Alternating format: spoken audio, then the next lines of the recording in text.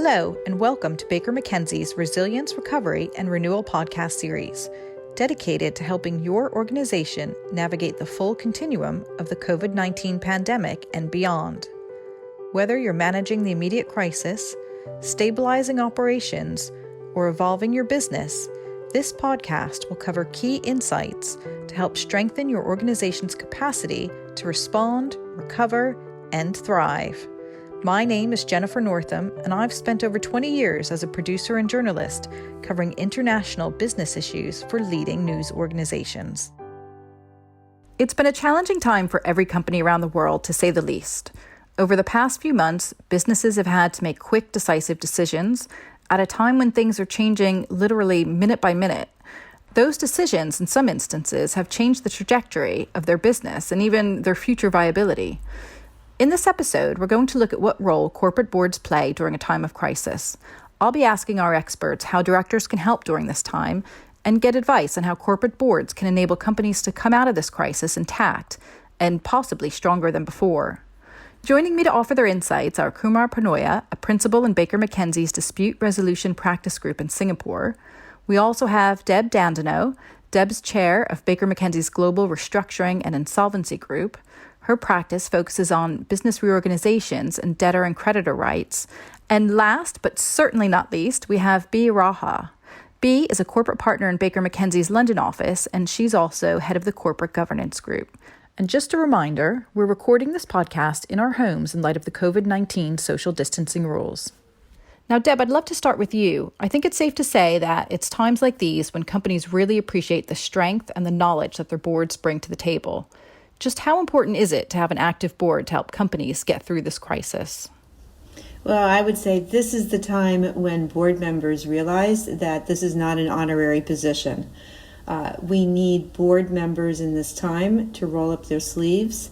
Often you will find that you're having board meetings weekly, if not more frequently, as the company gets increasingly in distress. What you'll find is there are lots of stakeholders that have a lot of issues with the company in distress.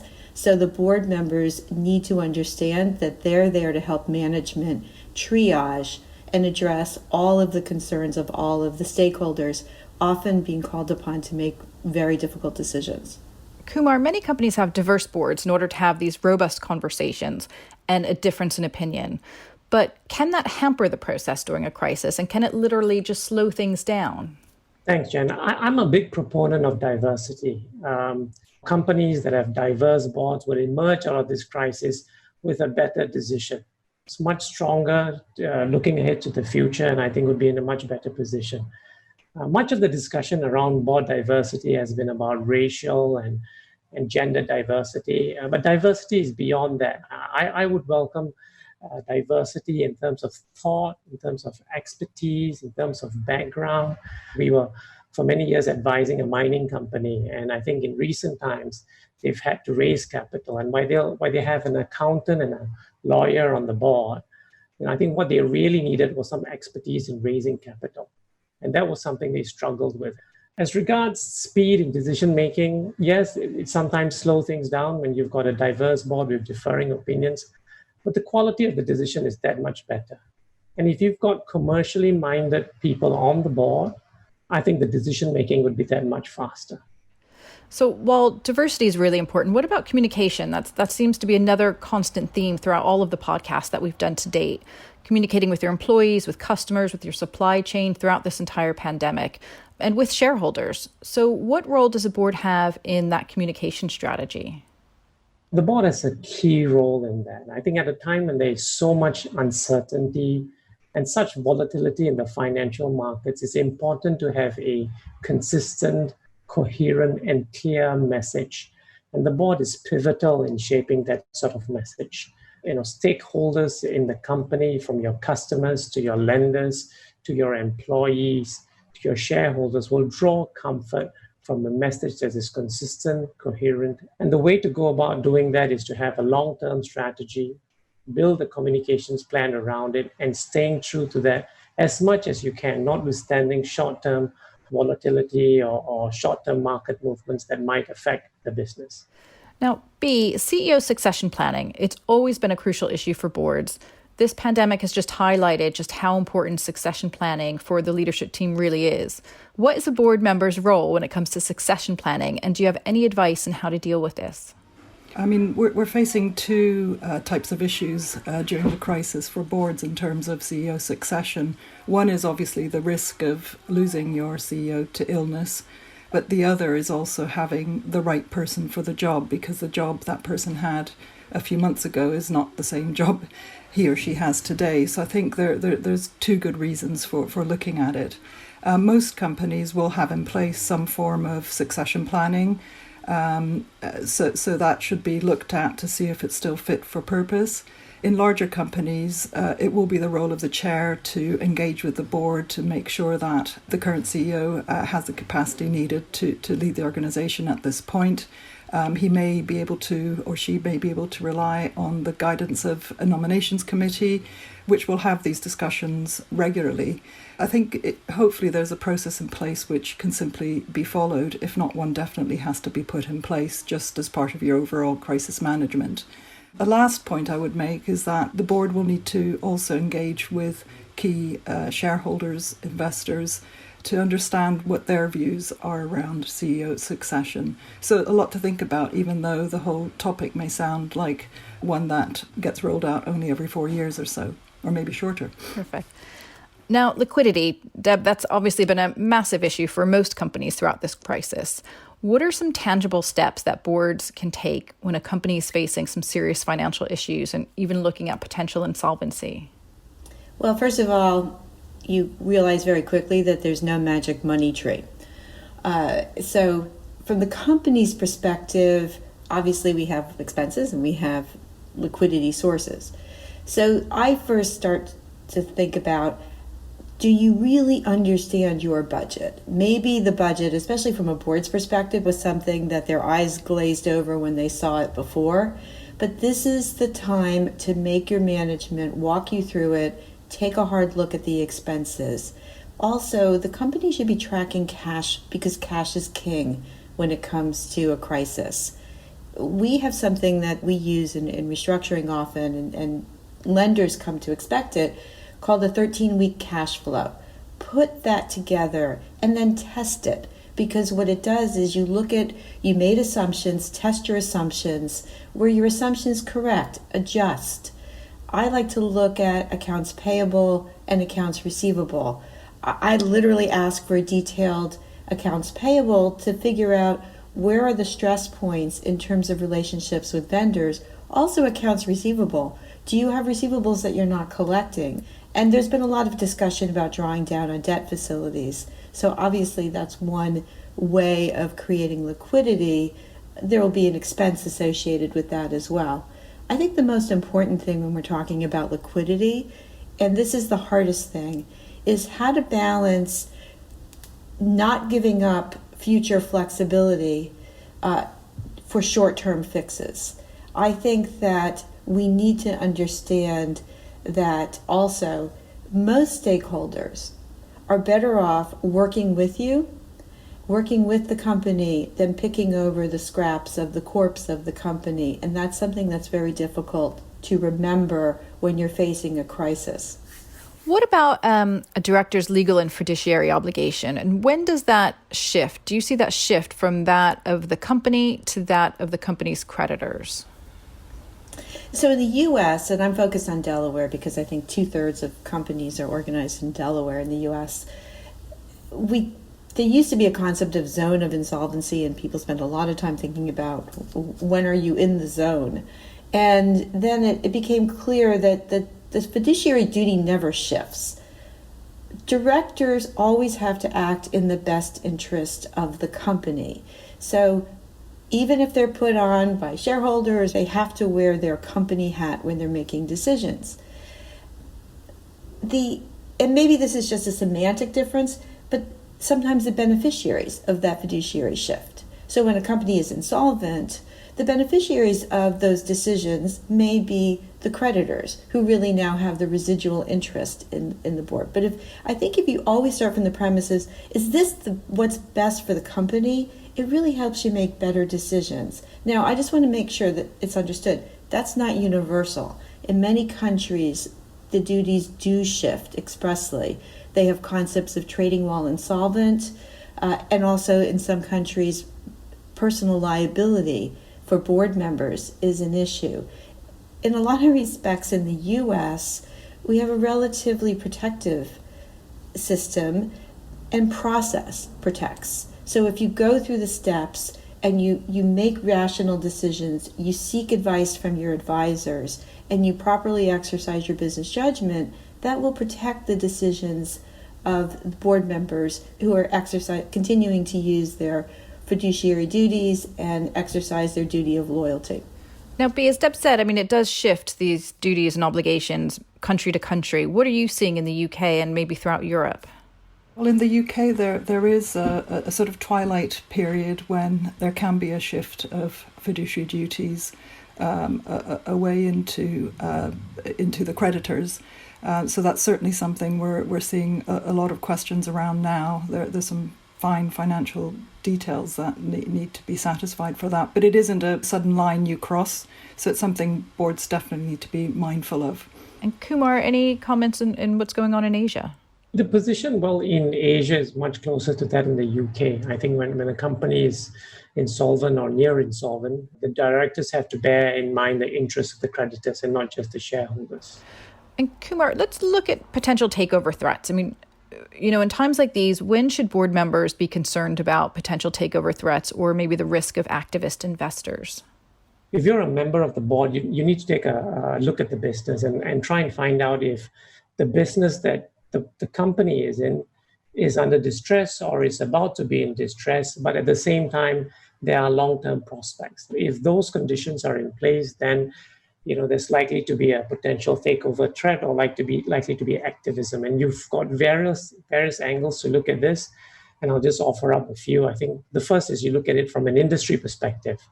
There are certain industries that are under distress at this point. I think if you look at aviation, hospitality, tourism, right, those are industries that are distressed. And then there is the geographic lens, which is particularly in the consumer goods and retail industry, because of restrictions on movement and orders and measures imposed by government. Malls have to be shut.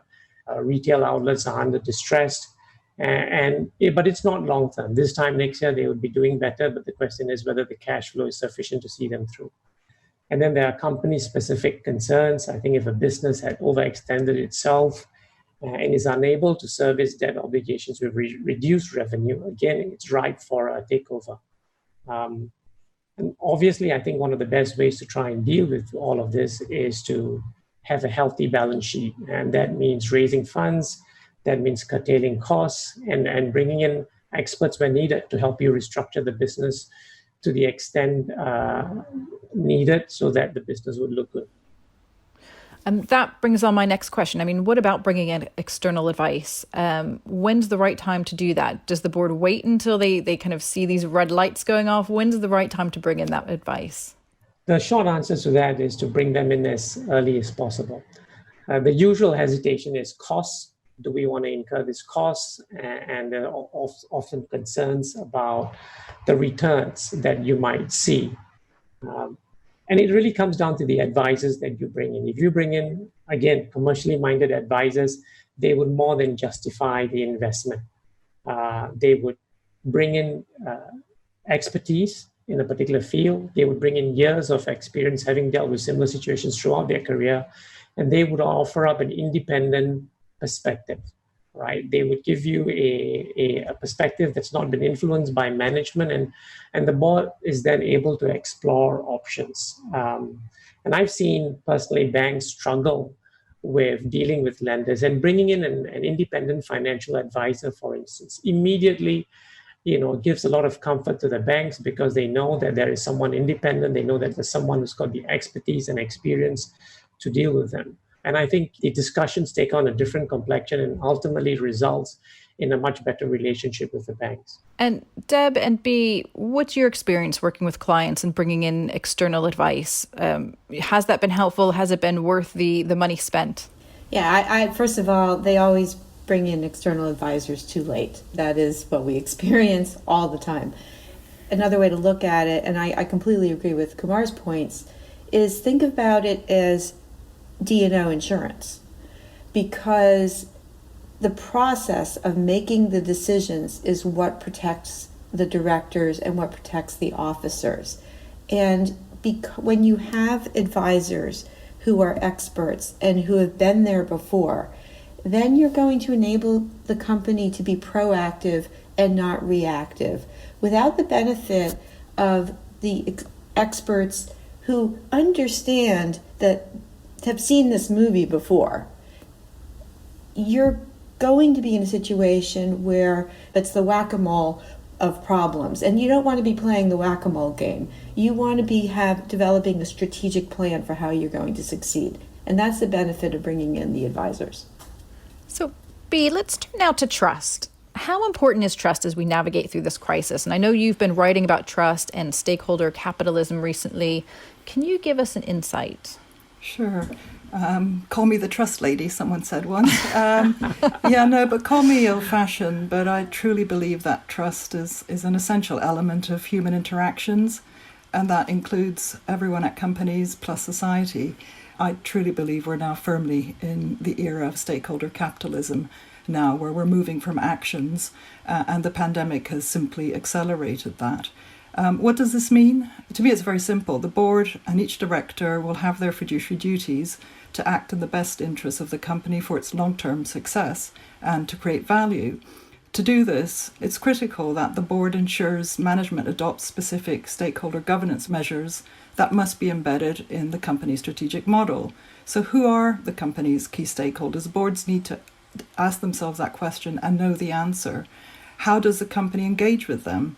The list of stakeholders that you see in the Business Roundtable and the statement last year listed them in a carbon copy way to Section 172 of the Companies Act in the UK. Essentially, it's your employees, it's your suppliers, it's your customers, it's the environment, it's the communities in which you operate, and others. It's whoever you need to engage with well to make your business a success.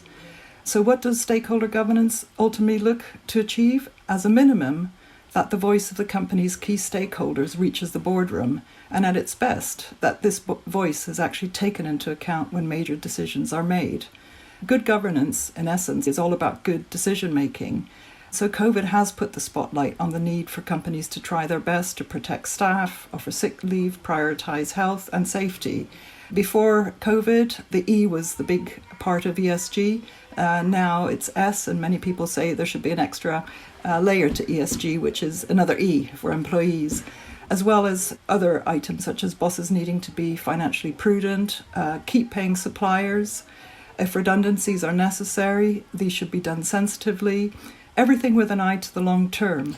And that leads on quite nicely into the chat about company culture and how important company culture is, and having that purpose really is to a company and to its shareholders and to its stakeholders.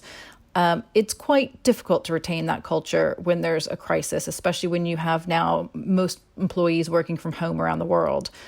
What can boards do to ensure that management maintains that core culture and that purpose throughout this pandemic?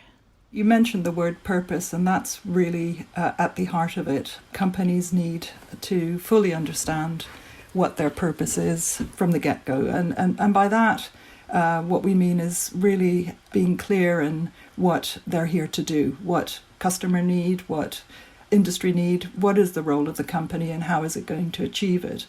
Culture is a sort of overlay over that. Once you know the direction you need to be in and what you're trying to achieve as a company, you then need to articulate, how do we do things here? What is our approach?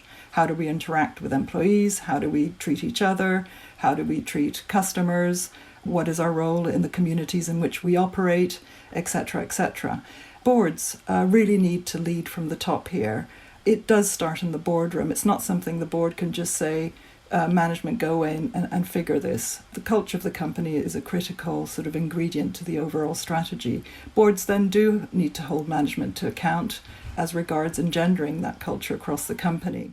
In fact, they should live their culture and find ways to live their culture as they sort of wade their way through the impact of both the pandemic and the economic crossroads that we're all beginning to face now as a result of the pandemic. Now, Kumar, throughout this pandemic, boards and management have been making really quick decisions when it comes to really important things, as we've been talking about, culture, how their remote workforce is going to be handled, their supply chain, liquidity, looking at their balance sheets. They're having to make really quick decisions that can have a real long-term impact on a company's future. Do you think that the board members are factoring in the longer-term implications of some of these short-term decisions that are having to be made? This is a very challenging time for the board. There's just so much uncertainty ahead. I can tell you, the clients that we are dealing with, the business continuity planning teams, they are fatigued. Every other week there are new measures that are imposed by government, new restrictions imposed by neighboring governments that restricts business. So a lot of businesses these days are just looking to survive. They're just looking 6 months ahead. Let us just get through this crisis. But I do think that you do need to factor in long-term plans. It's a bit like when you're out at sea to try and stop yourself from getting seasick, you look at the horizon, right? You do need to have a long-term plan to see yourself through this very, very difficult period. Obviously, quick decisions need to be made given all that's going on, but there needs to be a long-term plan behind all that. And it's not easy, but it's something that needs to be done. Now, Deb, I'd love to transition and talk about board composition. Once we look beyond this crisis, as we've been talking about, should companies look to have new expertise on their boards that can advise them on specific issues that may have arisen out of this crisis, or even thinking maybe a wider geographical spread of board members? Well, I want to go back to what Kumar said, because he talked about looking at filling specific expertise gaps on boards. And I've seen that. So, for example, a hugely popular solution was everybody wanted somebody on the board that had expertise in e-marketing. That was all the rage. I think part of the concern with focusing on specific areas of expertise is that now you have board members who are pigeonholed. That's the e-marketing person. That's this person. I want to take a totally different approach. My view is you need diversity of thought, and that's already been mentioned. But you also need people who are willing to ask tough questions, and you need to get away from the country club environment, groupthink, and founder syndrome. You need to create an environment that's conducive to people asking tough questions and that welcomes people who are questioning just what's going on. Are we doing the right thing? Are we just stuck in the same mentality? Because that is part of the mindset that will make the company more nimble and more able to adapt as the times change. Because you may think that e-marketing, for just not to pick on e-marketing is all the rage and this is what we need. But I think you need a board member who is really going to be more flexible and more adaptable in that. You need a board overall who's going to be like that. That's a great perspective. B, once this crisis has been mitigated, looking at this and looking at board composition and lessons learned, how important is it for a postmortem to be held to just assess these lessons and move on and learn going forward? It's obviously always important to look back and learn, but it's also important to act from those learnings and make the changes necessary so that pitfalls that you can encounter can be avoided next time round.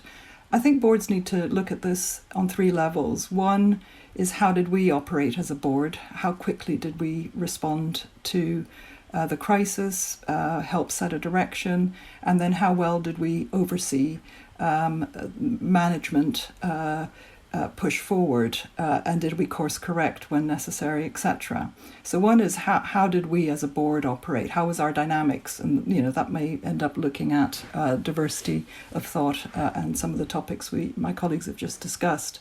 I think that the second was, did we make the right decisions at the right time?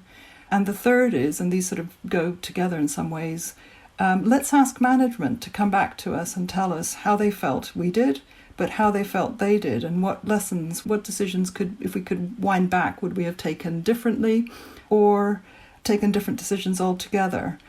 Because sometimes the decisions that have been made are good decisions, and there's no question around the decision, but how that decision was implemented, and the typical example that's been quite sort of striking during the pandemic is how employees have been let go, for example, or how soon have they been let go? What sort of levels of support, etc., have been part of that discussion, or have they just received a phone call and told you're out? I think how you've done it will be as important as why are you doing it, and to some extent that will go back to culture. The same goes for how you've treated your customers and your supply chains. Have you been a good payer? A reasonable payer? Have you kept them abreast of what your position is? Just so that everyone's trying to sort of act very reactively in a crisis. So the more heads up everyone has of what's coming next, the better they can run their businesses. So there's a lot that you could look back on and say, how have I done? The companies that have done it well will hopefully recover fast. And my hope is that bosses do remember the lessons of the crisis and take them on board. And finally, we always want people to walk away from the podcast with some real tangible advice. And we've got a lot of that throughout this discussion. But if you were sitting on a board right now, what are the 3 questions that you would want to ask your management team? Deb, if we can start with you. I would ask, what is our competition doing better? Number 1. Number 2, what is one thing about the company you would change? And the reason why I phrase it that way is because how are we doing? Somebody's always going to say, great, let's pat ourselves on the back. But if you actually ask somebody, what would you change? Then you really are forcing them to reflect and come up with something that might be constructive. And then the third is, what are the biggest threats that we're facing as a company? Great. Kumar, what are your 3 questions? Maybe before I put forward 3 questions, let me try and give some context. Over the last few months, there have been several matters that have come to my desk, and I've seen parties walk away from contracts, terminate relationships, and basically refusing to perform their contract. And while some of these are necessary to ensure survival of the company, others are just being reactive. Now, I see this crisis as an opportunity to build relationships with your stakeholders. And for that, you do need to have a long-term strategy. You do need to see past what's happening right now. So the 3 questions at my end would be, look, what is our long-term strategy? Where do we want to be 18 months, 24 months from now? Right. Second question will be, what are we doing today? Or what can we do today to try and help realize that long-term strategy or get us closer to that strategy? And the third is something that B has just covered in terms of lesson learned. What can we learn from this crisis that will help us take us towards that long-term strategy? And B, we'll leave you with the last 3 questions. Last 3 questions. Challenge. My colleagues have done very well. If I were sitting on a board, these are the 3 questions I would ask. First, do we have the right executive team in place for the current situation? And that obviously we should have asked earlier on. And have we set them a clear direction? Are we comfortable that decisions taken to deal with the crisis are consistent with our long-term ambitions? Second, are we getting the information we need from management to undertake our oversight role, and also enabling us to hear the voice of our stakeholders, but also report to our shareholders? Third, do senior management actually feel supported by the board in our oversight role? This is, I think, also very key. Do we know how they're doing from a mental health motivational point of view? How are they handling this? Because they're at the front of the fire, and our role sometimes is just to mentor, support and guide. And it's important that we don't lose sight of that. And that may involve us in spending more time in each of our boards, which if we have too many of them, we should rethink that. But those are the 3 questions I would be asking. Thank you, everybody. This has been really, really interesting conversation, and I really honestly appreciate your time today. So thank you. For those listening, we'd love to hear from you. Feel free to send any comments or questions to 3rpodcast@bakermckenzie.com. That's the number 3, the letter R, podcast@bakermckenzie.com. Or contact us through the Baker McKenzie social media accounts. Use the hashtag Resilience Recovery Renewal. More information on this topic is also available on our website at bakermckenzie.com.